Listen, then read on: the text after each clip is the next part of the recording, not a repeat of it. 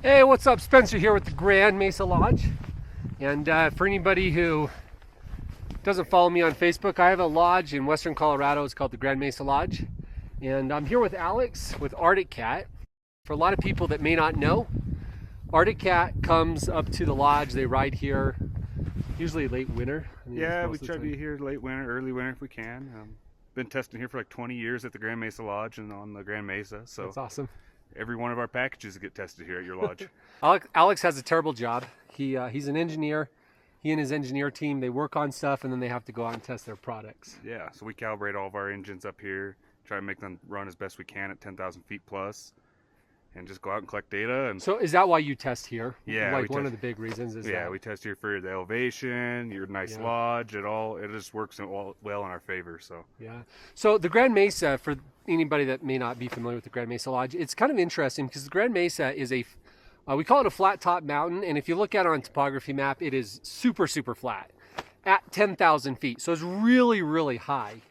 And so a lot of people, there's a lot of organizations that come up here for various reasons. NASA, for example, they do a study up here because it's flat, and because it's so high, they get really good snow. Anyways, today what I wanted to go over is let's talk about your sleds. Yeah. Today we got here is our model year 25 Mountain Cat 858. So this is our brand new 858 stroker engine that we just released. This sled also has our new AC5S 5-position shocks that we just released. This is a whole new chassis, brand new. We released it in 24. Completely new geometry, better balance between the Alpha and so that the sled just rides better. It holds its side hill a lot better. Factory belt drive, new adapt clutches. I've also noticed that this looks huge to me from having ridden the 19. We shortened everything up. Probably it looks like a lot, like 6 inches maybe. We shortened everything up. We placed the engine extremely low, so the center of gravity is low, makes it so the rider has a lot more user input, and the sled doesn't want to control the rider. It's really stable. Yeah, and that's just working on the new chassis, because the Alpha was kind of put into the Pro Climb and the Ascender. This was designed with the Alpha from the beginning, so the balance between the two, between the front and the rear suspension now is more perfected. I mean, anywhere we could shave weight, we shaved weight. What's the dry weight? That's not published yet, but okay. But it's light. It's awesome. Light. We're happy with it. It's light. It's significantly lighter, and users will be able to feel that pretty easy just quickly getting on it. What about horsepower? I mean, we're in the 165 class. Dynotech just did a measurement. Do you know what you were in? What was it last year? Is it about the same, or is it? We have 10% more power. That's what we advertised, but Dynotech did just do a test on our engine at 168 horsepower. The intake also has underhood draw. You can't see it. It actually draws from underneath the hood. So that way, if you're in some really big powder, and these are all covered up, oh, cool. You will pull air from under the hood and keep going, so you won't get plugged. You won't get plugged off.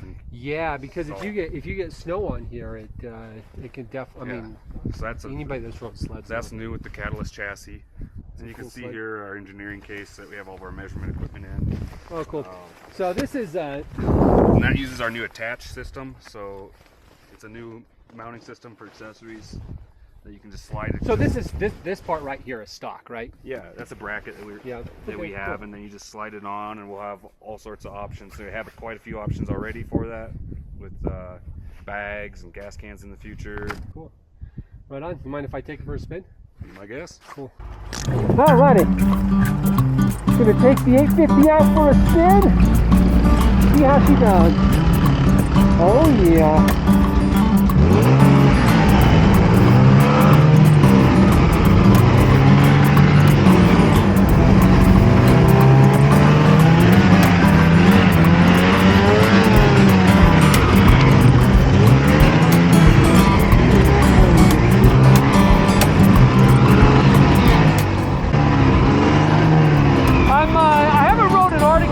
Quite a while. It's been like 3 years, but I will say this thing goes on edge really easily. I mean, that monorail track,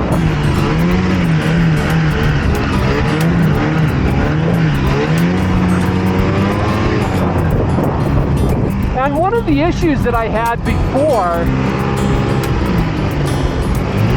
the 2019 was that it would go on edge really easily, but it would want to wash out. And I gotta say, this track and the chassis system, it feels really, really stable. Yeah, it feels super stable.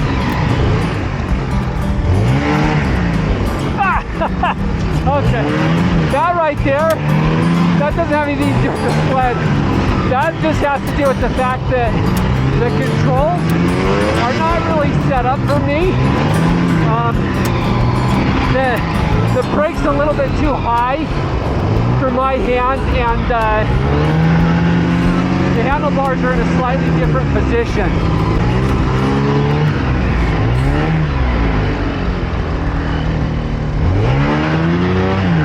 Yeah, so that goes on edge way quicker, way easier than a Skidoo does, and way more so than a, I'm gonna scratch this sled. Woo! Way quicker than a Polaris. I don't know if it'll hold edge better than Polaris. I'll have to go try.